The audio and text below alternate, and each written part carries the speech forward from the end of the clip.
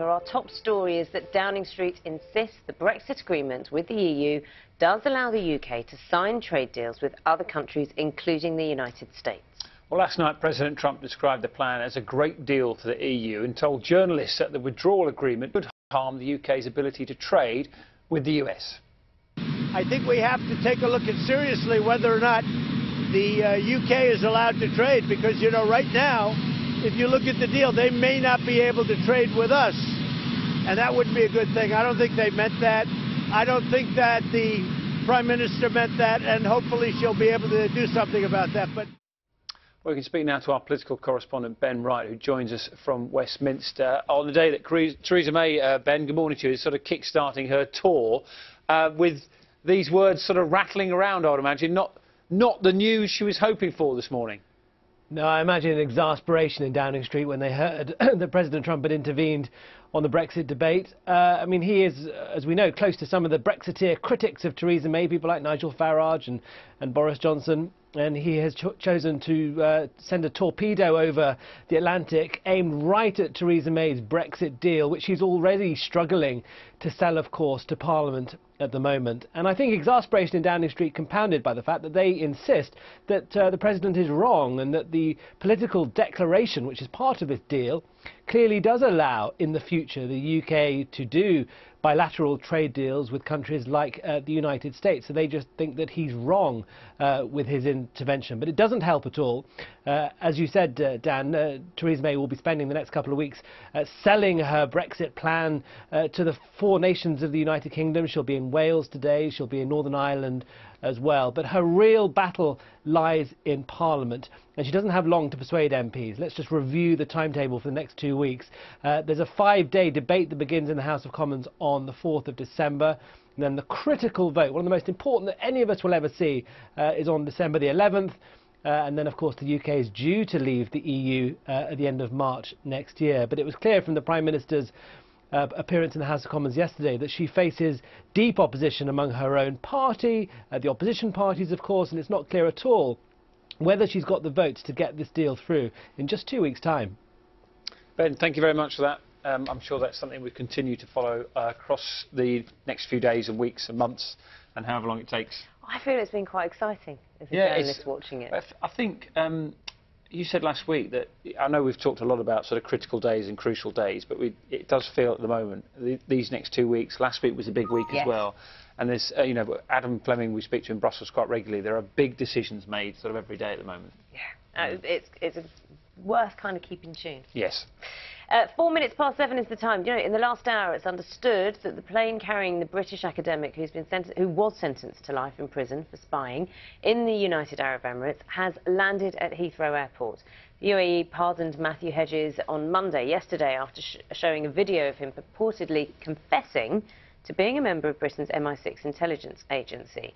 Britain has denied that he was a spy and has welcomed the pardon. Women with academic degrees are better off financially in their first few years of work than men. The Institute of Fiscal Studies looked at graduate pay and found that by the age of 29, women with a degree earn 28% more than women who haven't been to university. For men, the difference is 8%. The study found that the type of university and subject also have an influence when it comes to salary. This shines a light on where good quality degrees are, and what we want to do is crack down on those courses that are not delivering value and those universities that are not doing so. It's not just about the price of a degree though. A good degree will be worth the investment. What I want to see is universities competing to offer the best quality value for money degrees to our young people.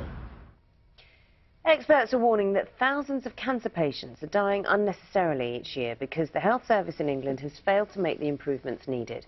The Health Foundation, which campaigns for better treatment, says more needs to be done to close the gap in survival rates between the UK and other countries. The government says the extra funding already announced for the NHS will be spent on improving cancer care. NASA scientists are beginning to gather data from Mars after successfully landing a probe on the surface of the red planet. The InSight spacecraft's descent through the Martian atmosphere lasted just 7 minutes, slowing down from 6 times the speed of a flying bullet to jogging pace. Our science correspondent Victoria Gill has more. Touchdown confirmed. relief and joy at Mission Control. After plunging through the Martian atmosphere at 6 times the speed of a bullet, NASA's InSight spacecraft safely planted its feet on the surface of Mars. Now the science begins.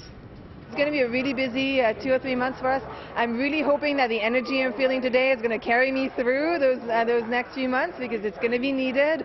But you know, when we get our first Marsquake, we're going to get a bunch of images over the next few days, and it's just incredible to be on this mission and to say, tomorrow when I come on shift, I'm going to see an image of Mars that no one has ever seen before.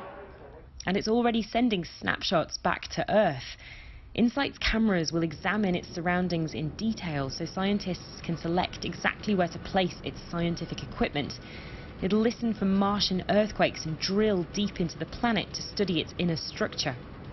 As the InSight lander studies the deep interior of Mars robotically, it'll be sending its data back here to Mission Control at NASA in California. And the people here will use that data to work out exactly how rocky worlds like Earth, Mars and the Moon actually formed 4.5 billion years ago. They lovingly call this the centre of the universe. The 2-year mission is now underway to build a picture of the hidden depths of the red planet. Victoria Gill, BBC News at NASA's Jet Propulsion Laboratory, California. The World War II codebreaker and long-serving Conservative peer, Baroness Trumpington, has died at the age of 96. She retired from the House of Lords back in 2017 after serving there for 37 years. The International Development Secretary, Penny Mordaunt, described her as a trailblazer, heroine and an utter joy. Our political correspondent Sean Curran looks back at her life. A pillar of the establishment with a rebellious streak, Jean Barker, better known as Lady Trumpington, packed a lot into a long life. She was a land girl on Lloyd George's farm and a codebreaker at Bletchley Park. Churchill visited us. He said, "You are the birds that laid the golden eggs but never cackled." And that was the important thing, was that we never talked. She was appointed to the House of Lords in 1980 and served as a minister under both John Major and Margaret Thatcher. We were really good friends, but if I didn't agree with her about something, I said so. And that was very good for her, because it gave her a chance to know what the opposition might say to her. In 2011, she famously gave a 2-fingered salute to a colleague who'd referred to her age during a debate. Her V sign led to more on-screen opportunities, including an appearance on Have I Got News for You? I would like to know why, at the age of 90, I've had to sign a piece of paper in order to be on this show to say I wasn't pregnant.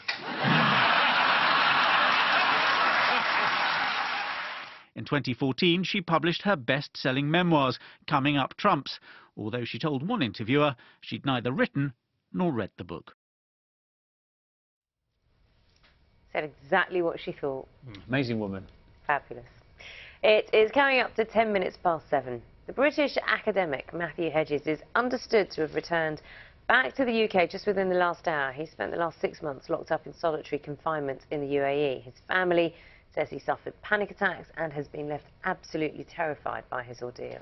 Our next guest, David Hay, the former managing director of Leeds United, spent 22 months in a Dubai prison following a fraud conviction in 2014. He joins us now from Penzance. David, thank you very much for coming on this morning and telling us about your own experience. We'll speak about Matthew Hedges in a moment, but take us back to 2014. What was that time you spent in a jail in Dubai like?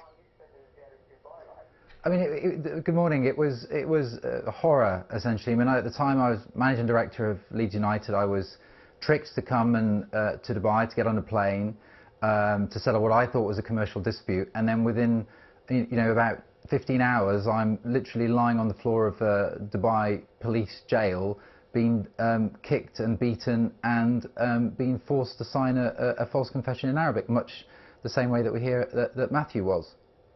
Yeah, we hear for Matthew's wife says, he, as you said, was forced to sign that false confession in a language that he didn't understand. When you heard that, did it take you back to your time that you spent in jail in Dubai? Obviously, Matthew was in the United Arab Emirates, but very similar, like you said.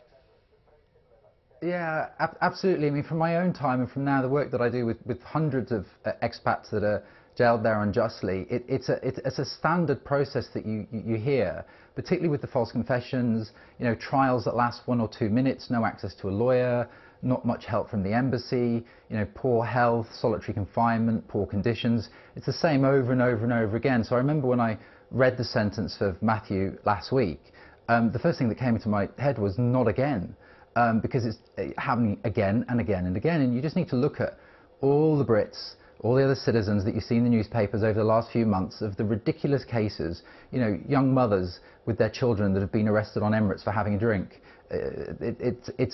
It's carried on and on and on, and something really now needs to be learnt from this. And I think with all the focus, hopefully we need to address all the people that are left there. And I also think it's interesting that he has been pardoned but not acquitted, which will certainly affect any future travel plans he has, won't it? I mean, it's a very strange system there. In my case, I was held for 15 months, then found guilty, then pardoned 9 days later, and then accused of Twitter abuse, held for 5 months, then acquitted. So it's a very strange system, and you're right. In that case, it's not an acquittal. He is still a convicted spy. So he's going to have all sorts of issues for his life in terms of travel and going forward. But also, as we heard, he was 6 months in solitary confinement. So that's going to have a lasting, I'm sure he saw many horrors. In my case, I spent 6 months in hospital when I came back, repairing broken bones and a broken mind. So there's a lot for him to go through. Give us an indication and an insight into what it's like then psychologically preparing to come home after going through what he and what you went through. I mean, even in my case, my case on the Twitter abuse charge, it was only when there was a bit of a media outcry, Human Rights Watch called for the charges to be dropped, that all of a sudden, within a couple of days, having been there for 22 months, I'm acquitted, and then all of a sudden I'm being shoved back on a plane and on the way back. So it's so fast that you don't realise that. And the other thing as well is that, particularly in Matthew's case, if he was in a national security jail, he wouldn't have much access to understand what's happening. So he's likely just to have been told and all of a sudden stuck in something like a police dog van in a cage at the back and taken to a plane and then sent back. So it's very quick. So it's almost too quick to understand what's happening. I remember in my case, I just kept on looking over my shoulder thinking, this can't be real, this can't be real, until I actually landed in London, and then I finally felt a little bit safe. Are you aware when all that's going on? Obviously, you're desperate to be released, but then there's so much interest in your return, as Matthew's going to experience now as well. Are you aware of what's going on diplomatically behind the scenes while that is happening, and this sort of ongoing relationship, in this case, between Britain and the United Arab Emirates? I think certainly in Matthew's case there has been a lot of effort from the Foreign Minister. In previous cases, however, that really wasn't the case. And even we were told when we've helped many people that so many of Brits are told don't go to the media, quiet diplomacy. And it's only this case really that you've seen what seems to be a change from the Foreign Office in terms of standing up and being tougher with foreign governments that wrongly jail our citizens. It's really interesting, and thank you very much for giving us your own experiences there. And as we understand it, David, thank you for that. It's David Hay. As we understand it, Matthew Hedges has landed. No actual confirmation of that for certain yet, but he's back at Heathrow, we think, and we'll continue to follow that one throughout the day for you across the BBC. It is exactly 7:15. It's time to talk to Matt, find out what's happening with us. I've cleaned my ears out. Yes. Made a little mistake earlier on, one of many, I'm sure. You were talking about Tromsø, and it's only having 28 minutes of daylight left today. Yep. And then it remains dark until the 15th of January, not December. 15th of January, yep. My 48 goodness. days without sunshine, eh? No one wants that. OK, so we don't have that, at least. We don't. We've actually only just got less than 4 weeks, in fact, till the days get longer again. There's a bit of good news, isn't there? But on the bad news front this morning, if you're about to head off into the car, particularly across parts of England and Wales, dense fog to slow your journey this morning. Frost as well, quite widely across the country. And we swap that all for rain and gales later. It's a day with every weather element in it. Let me just show you where the worst of the fog is this morning. It's from the far east of Wales through the Midlands down in towards central and southern England. The odd patch elsewhere, but these are the worst areas. It will clear through the morning rush hour as the breeze picks up. A few showers eastern Scotland, maybe eastern England, but much of northern Scotland, eastern England will stay dry during daylight hours, but already some rain in the southwest. Wet here through the morning, as it will be in Wales into early afternoon. Same too in Northern Ireland. The rain heavy at times, and by the end of the afternoon that will be into western parts of England. As I said, some northern eastern areas stay dry. Temperature still in single figures here. Double figures out towards the west later on. But the winds will be picking up, winds touching 40, maybe 50 miles an hour here.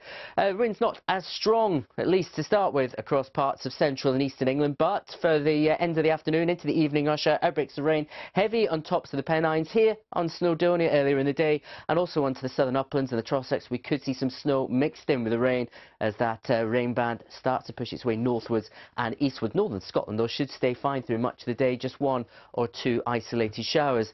Now, the rain will push northwards, though, to affect those areas we've avoided. Not too much rain in northern Scotland tonight. Bit more breeze tonight, so only a limited risk of a few fog patches around. And later on, the wind picks up further towards the west after a brief lulling as more rain starts to spread its way in.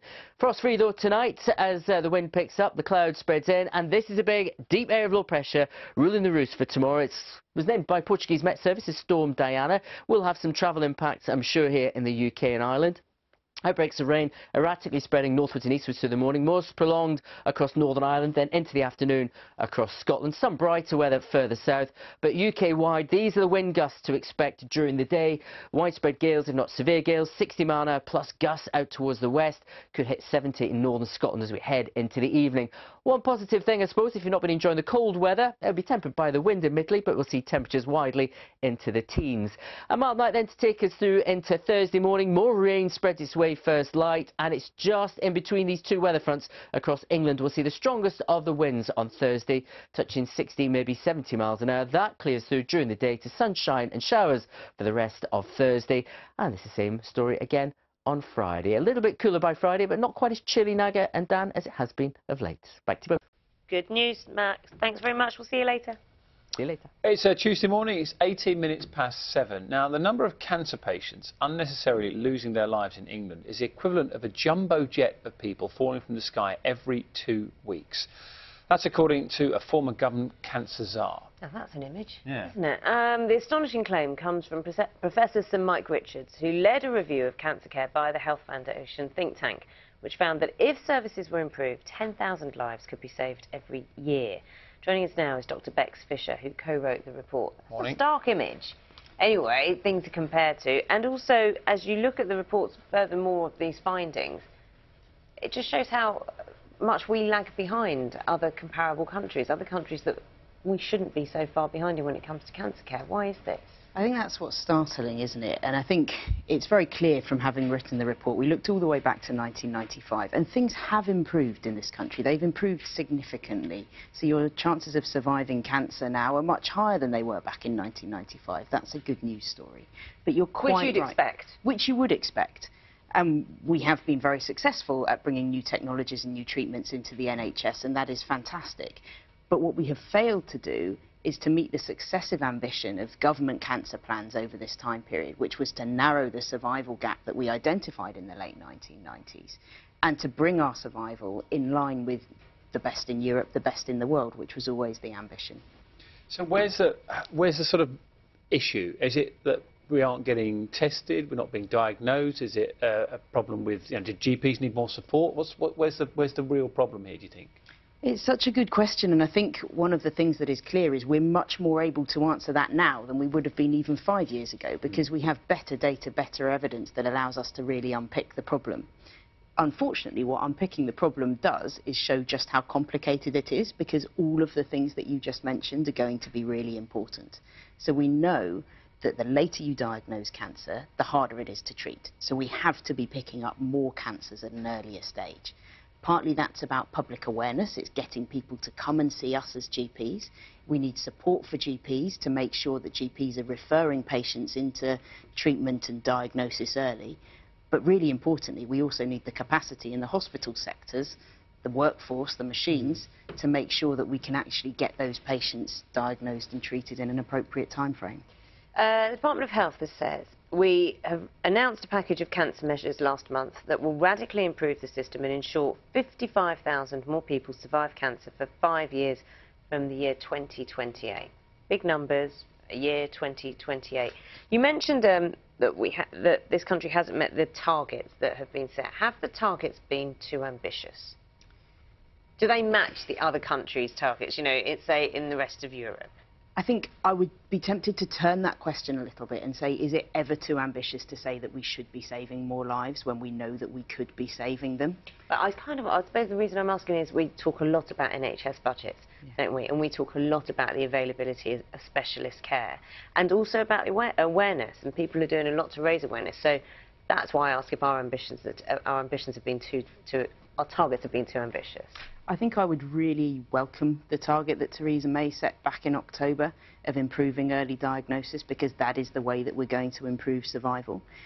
The difficult thing is that we are in a period, or we are coming out, hopefully, of a period of really significant funding constraints on the NHS. We've been very clear at the Health Foundation in saying that the NHS needs more money. We welcome the money it's been given, but we thought it needed even more to put it on a sustainable footing. Can I ask you as well, do you think, in terms of public awareness, what more this morning? I'm always aware that when if people are at home watching this, they're thinking, OK, what more could I do? What do I need to be thinking about? What should be sort of public consciousness on an issue like this? Do you know what really worries me? It's when patients come to see me and they say, oh, I thought about coming to see you 6 weeks ago, but I couldn't get an appointment, or I felt I shouldn't bother you. And I think a really important message is to say, if you're worried about cancer, listen to that worry and come and see us, and never ever feel bad about bothering your doctor. You're not bothering us. It is completely an appropriate use of GP time to go and see someone and say, I'm worried, can you check me out? And you know, the job of the doctor is to say either, yeah, I'm a little bit worried too, let's get you referred and let's make sure we're clear either way, or to reassure them. But encouraging people to come and see us if they're worried, really important. It's something we've heard from so many people when we've spoken to Bill Turnbull here about his recent diagnosis and treatment as well. See someone if you're concerned. Dr. Bex Fisher, thank you so much for coming in and talking to us. Lovely to talk to you. Thank you. Now, it's the moment that got everyone talking on this week's Strictly Come Dancing, when the professionals collaborated with a group of boundary-pushing artists. The Canduco Dance Company is made up of both performers with disabilities and those without. We're going to talk to them soon. But first, let's remind ourselves of a rather fabulous performance. But a friend is nowhere to be seen.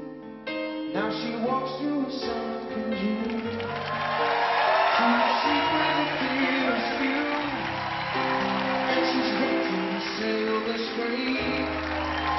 But the fear is sad before, for she's lived it 10 times or more.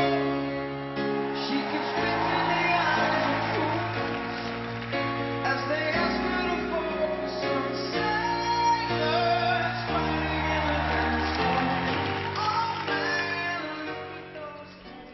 There was such a huge response to that. Dancer Laura Patai and artistic coordinator, or co-director, co-director Ben Wright from Canduco Dance Company join us now.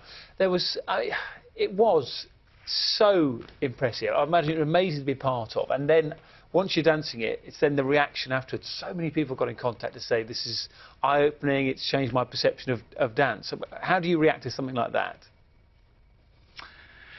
With glee, I suppose, would be the first thing.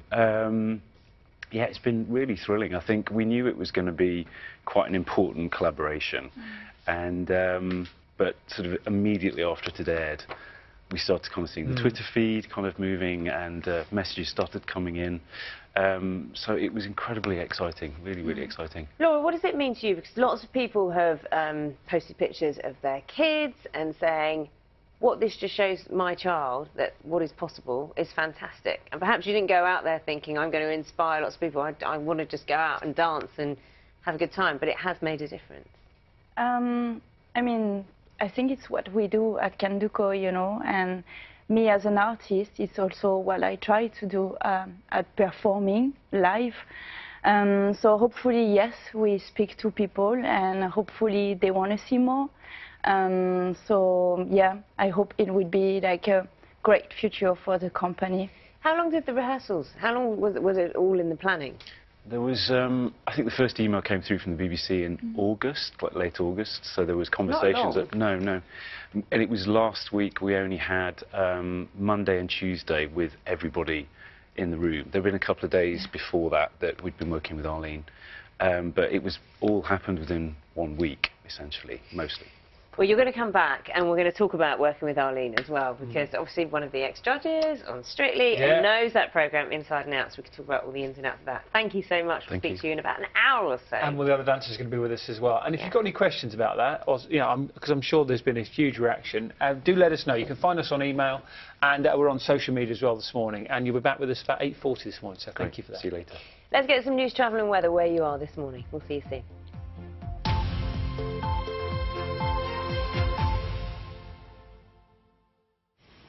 Very good morning, I'm Assad Ahmed. 5 people racked up over 8,500 calls to the Metropolitan Police last year, which ended up costing tens of thousands of pounds just to answer. The 5 repeat callers all had mental health problems, and the figure was released by the police force's watchdog to show how officers are forced to deal with mental health patients. Her Majesty's Inspectorate of Constabulary claims a broader mental health system is broken. The Home Office says it's investing in mental health services. Around a third of all new jobs created in the UK in the past 10 years have been in London. The BBC has learned that although employment has been rising across the country, by far the strongest growth has been in the capital.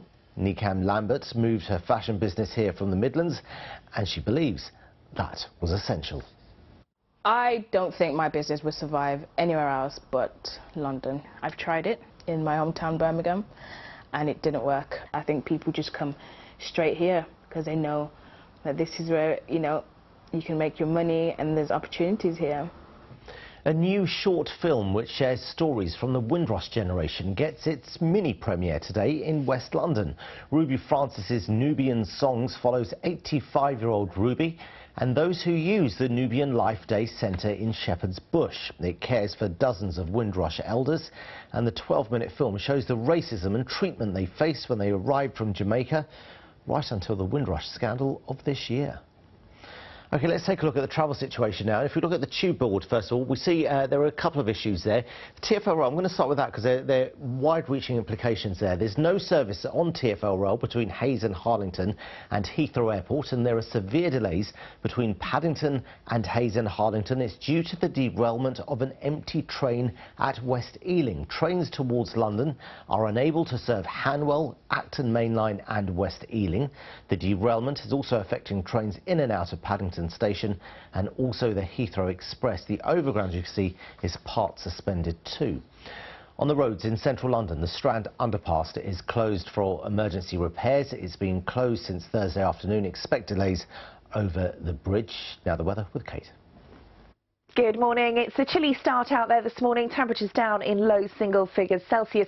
There is quite a bit of low cloud around, some mist and some murk, but later on turning breezy with some rain on the way. Now the wind's quite light first thing, but as it strengthens through the morning, it's going to help to lift that mist and fog into low cloud predominantly, and then the rain arrives later. Quite a gusty, blustery wind as well. Temperatures between 7 and 9 Celsius. Now the wind later on, as that rain pushes through, could gust around 30-35 miles per hour.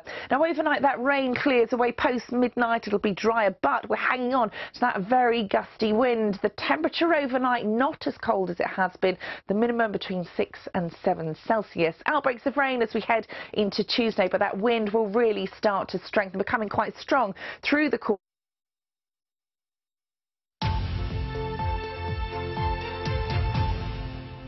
Good morning. You're watching Breakfast with Dan and Naga this morning. It's just 7:30. Good morning. Here's a summary of the morning's main stories from BBC News. It's been confirmed that the British academic Matthew Hedges has arrived in the UK from the United Arab Emirates, where he was sentenced to life in prison for spying. His wife Daniela has released a statement thanking everyone for their support in securing Matthew's release. She says no one should ever have to go through what he did, and it will take time to heal and recover. Well, David Hay spent 22 months in Dubai prison following a fraud conviction back in 2014 and spoke to us just a few moments ago. It's not an acquittal. He is still a convicted spy. So he's going to have all sorts of issues for his life in terms of travel and going forward. But also, as we heard, he was 6 months in solitary confinement. So that's going to have a lasting, I'm sure he saw many horrors. In my case, I spent 6 months in hospital when I came back, repairing broken bones and a broken mind. So there's a lot for him to go through. Well, we heard the comments from his wife, Matthew Hedges' wife, but Matthew Hedges has also said, "I don't know where to begin. We're thanking people for securing my release. I haven't seen or read much of what's been written over the past few days, but Danny," his wife tells me, "the support has been incredible. Thank you so much to the British Embassy and the FCO for the efforts in ensuring I arrived safely back home." He goes on to say, "I could not have done this without Daniela. I hear her face is everywhere. She is so brave and strong. Seeing her and my family," he says, "after this ordeal is the best thing that could have happened. I thank you all once again. This is very surreal." Of course, we can get those comments on camera. We'll bring those to you as well throughout the morning. Time now, 7:32. The rest of the news to bring you. Downing Street has insisted the Brexit agreements with the EU allows the UK to sign trade deals with other countries, including the United States. This is after last night President Trump described the plan as a great deal for the EU and told journalists that the withdrawal agreement could harm the UK's ability to trade with the United States. Meanwhile, the European Court of Justice will hear a legal challenge today over whether the UK can reverse Article 50 without permission from the other EU member states. Remain campaigners are hoping the case will give Britain the option to stay in the EU in the event of another referendum. The government argues the case is hypothetical, as it has no plans to revoke Britain's withdrawal from the EU. Women with academic degrees are better off financially in their first few years of work than men. The Institute for Fiscal Studies looked at graduate pay and found that by the age of 29, women with a degree earn 28% more than women who haven't been to university. For men, the difference is 8%. The study found that the type of university and the subject has a significant influence also on salary. Experts are warning that thousands of cancer patients are dying unnecessarily each year because the health service in England has failed to make the improvements needed. The Health Foundation, which campaigns for better treatment, says more needs to be done to close the gap in survival rates between the UK and other countries. The government says the extra funding already announced for the NHS will be spent on improving cancer care. NASA scientists are beginning to gather data from Mars after successfully landing a probe on the surface of the red planet. Touchdown confirmed. There were cheers at Mission Control in California as the probe, called InSight, completed its 7-minute descent, slowing down from 6 times the speed of a travelling bullet to jogging pace. Now, the robot's already sent home the first photograph from Mars and will measure quakes and underground temperatures on the planet. The robot tweeted. It's a really, really clever robot. The Bank of England has released a list of more than 800 scientists who've been nominated to feature on the new £50 note. Now, to be on it, the individual must be real, deceased, and have contributed to the field of science in the UK. They include Alan Turing, the computing pioneer, the mathematician and writer Ada Lovelace, telephone inventor Alexander Graham Bell. The former Prime Minister Margaret Thatcher is actually one of those as well. If you're wondering why, she spent an early career as a research chemist, so she's one of those on the, well, I was going to say the short list, but the long list at the moment. Yeah, it's about 50, 50 aren't there? Lots happening. Time now is 7:34. Matt's going to have all the weather for us shortly. First, Sally, you've got loads going on in sports today. Yeah, lots to catch up with today, and we've been hearing exclusively from the wife of Sean Cox, the Liverpool fan who was so very seriously injured before a match back in April. In fact, he was injured before the match against Roma in April, and his wife has been saying that he will quite simply never make a full recovery. He suffered serious brain injuries when he was assaulted by Italian hooligans. Martina Cox says her family have been left completely devastated. Sean went to a match in April and he never came home. That's the reality of it, you know. I miss Sean, the children miss their... 22 minutes to 8 is the time. Threats, humiliation and intimidation, all patterns of behaviour known as coercive control.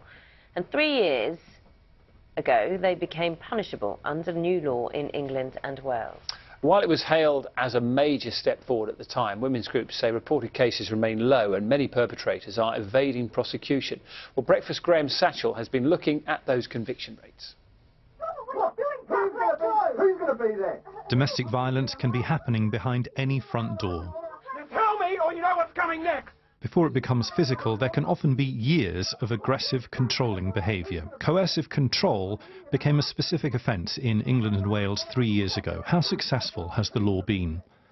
In 2017-18, police recorded more than 500,000 cases of domestic abuse. Of those, less than 10,000 were offences of coercive control, and only 960 led to charges being brought. Last year, there were just 235 successful convictions for controlling coercive behaviour.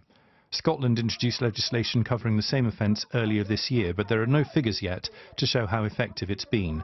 And in Northern Ireland, a planned law has not yet materialised because the Assembly isn't sitting. Why is there such a small prosecution rate in England and Wales? Charities say there's still a significant reluctance, a fear, to contact the authorities. And police have told us even if people do report a crime, gathering evidence to get a conviction is extremely difficult. We're joined now by Natalie, whose husband was successfully convicted for coercive control, and also by Katie Ghosh from Women's Aid. Thank you so much, a pair of you, for coming on this morning talking about this. Natalie, give us an idea of your own circumstances, because at what point in your relationship did you think, hold on a minute, things aren't quite right here? Yeah, so from the very beginning there was red flags that I didn't necessarily think there was an issue until I was supported by Women's Aid. So there was lots of phone calls, and people and friends said to me, like, he's always constantly calling you. Does that bug you? Is that an issue? And that was from the start of the relationship? That was from the very start. What, just trying to find out what you're up to? Yeah, but not necessarily in a, like, horrible way, just, like, general, like, where are you, what you're doing, what you're up to, but it was consistent calls. And then we moved in together after about 1.5 years on our own, and that's when things really started to change. And I thought to myself, how can I leave a relationship that I've just moved into a house, spent lots of time and money and effort, and, you know, I wanted to be happy. And there were some signs and some, like, bullying and intimidation right from the beginning, but I just thought, I can deal with this and I'll be okay. But actually, obviously I just stayed, and then, like, over the years it just got worse and worse. So I call it like the drip feed effect. So it's like drip, drip, drip, and then all of a sudden, like, the tap was turned on when I fled at the end of June. But the real turning point for me is when I started to, like, when he started to, like, really try and change my thought process. So we call it the term gaslighting. Like, I thought I was going insane, and so I started to, like, monitor and record stuff, because I thought, how am I ever going to prove what he's doing, because it's quite subtle, some of the stuff. And the kind of turning point for me was when he pawned my engagement and wedding ring, and I thought, that is not love, that is horrendous, that was so hurtful. But speaking to other people, that's quite a common thing. How did you get to the point where you thought, this is coercive behaviour? So I can act upon this. Sure. So I didn't go to the police, Essex Police, to say, you know, can you speak to him about control and coercive behaviour. I just literally fled my home at the end of June, spoke to my parents and my family, told them exactly what's going on. I didn't tell anyone what I'd done, the recordings I had, the text messaging. I didn't say any of that.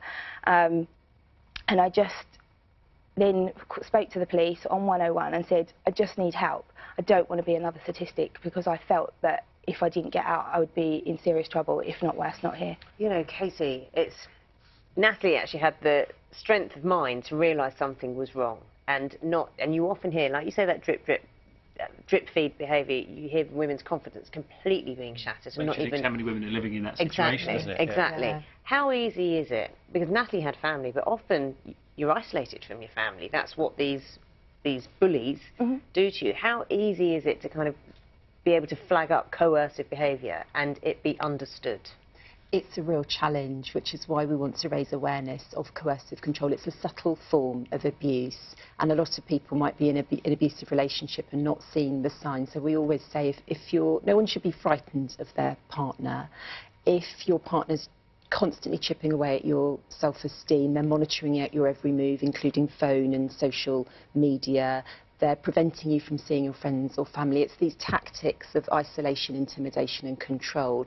And it is a crime, it is serious and it's dangerous. And when we look at the women who are killed by partners or ex-partners, the patterns of coercive and controlling behaviour were often there, but they weren't spotted and they weren't acted on.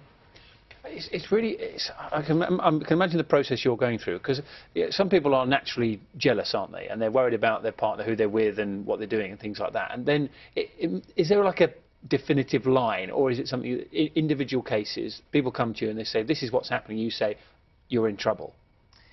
Every relationship is different, but we know enough to know what the warning signs, or as Natalie said, the red flags. As I said, nobody should be frightened of their partner. Nobody should have a rule book set for them by their partner and then be punished if you don't follow the rules that they've set down. This is about controlling behaviour. Crucially, it's about patterns of behaviour, repeated patterns of behaviour and continual control rather than one-off incidents. But it's hard to pin down, isn't it? Like, Natalie, you're nodding. It's really hard to kind of sit down in a conversation and go, but they do this and they do that, because little things don't seem to add up. No. So, because I started videoing things that he was doing, but obviously he didn't know about that, and I always say this, I'm quite aware that some people do have their phones constantly monitored, so that worked for me and that was safe for me at the time. And obviously it's paid dividends in the fact that I went to the police and showed them these recordings. But I started recording text messages, saving them. I started writing my own diary, and it wasn't until I went to Essex Police they asked me the question, do you have any kind of like record of anything? And it was only that I looked at my phone and I was like, I didn't even remember, because there's so much. It's really hard to pinpoint exactly what it is, and that's kind of one of the reasons why I want to do this and talk about controlling coercive behaviour, to say it's not acceptable to live in fear of your life and there is support and help available for everyone.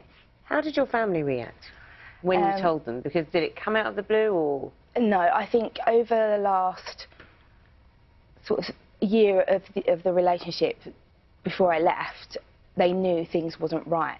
They didn't know exactly what, but they knew things wasn't right. So they was asking me to go out, and I'd pop to see my mum, and I'm really close with my family, and I would literally pop in and pop out, or I'd ring and say, I'll see you in a little while, and I never went, because I just couldn't. And that's another form of control. So it wasn't you can't see your family and friends, it was making things so difficult for me to go that I never went, or if I did go out, I'd get 1,000 phone calls and end up going home.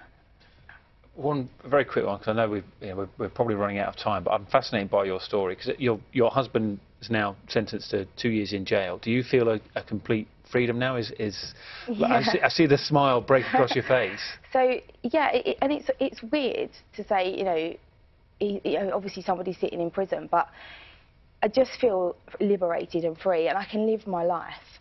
And that's the most important thing. You know, he's sentenced, I've got an indefinite restraining order, which is, you know, something that's there to protect me. I've had the most amazing support from Essex Police and Women's Aid. I can't thank them enough. And I'm still on my journey, and I'm still learning lots. And, you know, I don't know what the future holds, but I just want to live a happy, normal life. And wish one for you as well. And I think you'd have made a difference to someone watching this morning. That's what I want. Thank you, both Katie. so Really much. good to talk to you again as well. If you've been affected by any of the issues we've been discussing, please do visit the BBC Action Line on bbc.co.uk/action line. You can call 0800 888 809, that's 0800 888 809, and as Natalie said, talk to someone. Someone will listen, and there is help available. Like Women's Aid as well. Thank you, Katie. Thank you, Natalie. Let's find out what's happening with the weather. It's been one of those strange old weeks. Most of Matt's pictures have involved fog this week, and there's another one. Is that the Shard I see behind you?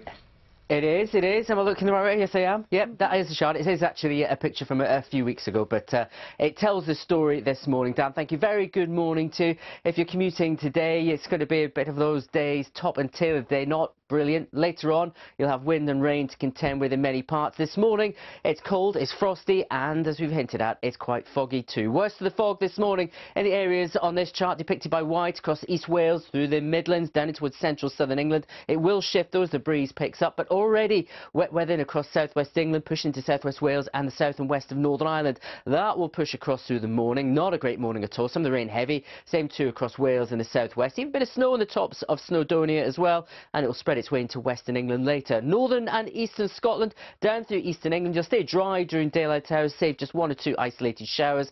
Quite chilly here. Milder in the west later as the rain clears. Bit of afternoon sunshine, but the winds will strengthen, touching 40, maybe 50 miles an hour around some Irish Sea coasts. But let's take a look at where that rain is as we finish the afternoon, going into the evening. It's for this stage, it's across the Midlands, central southern England towards the southeast. Not quite with you in Norfolk and Suffolk until we get into the evening. Easing away maybe from some Irish Sea coast in the northwest, but some heavy rain on the Pennines into parts of southern and central Scotland, and on the tops of the Pennines, southern uplands, Trossachs, expect a bit of snow mixed in too. Northern Ireland though, better end to the day than we start, and it should stay dry through much of the day for many in northern Scotland. A few showers here tonight, some rain in eastern England for a time. It eases away. There could be a few mist and fog patches around, especially over the hills through tonight, but certainly not as cold as it was last night thanks to the winds, the rain, and also that cloud. More rain returns to the west later on. And it all links into this big deep area of low pressure, named by the Portuguese Met Service as Storm Diana. It will bring potentially disruptive winds across the country through tomorrow. So tomorrow we've got outbreaks of rain coming and going through the day. A bit of brightness in between the downpours in the south, but further north, Northern Ireland, prolonged rain in the morning. Scotland, prolonged rain in the afternoon, but just check the wind gusts through tomorrow. Widespread gales, if not severe gales, across southern and western areas. 60-mile-an-hour gusts or more possible, maybe 70 in the north of Scotland later. But Dananaga, one word of comfort, I suppose. If you're not enjoying the cold, it will be a milder day tomorrow. Back to you both. Thanks very much, Matt. Looks very sparkly, that picture over there. It does look very nice, doesn't it? Yeah. I'm going to give you some mince pie facts a little bit later on. You know, you were talking about someone who's very strict about mince pies. Yes. Is that you? Well, there's someone around. Is it Matt? Yeah.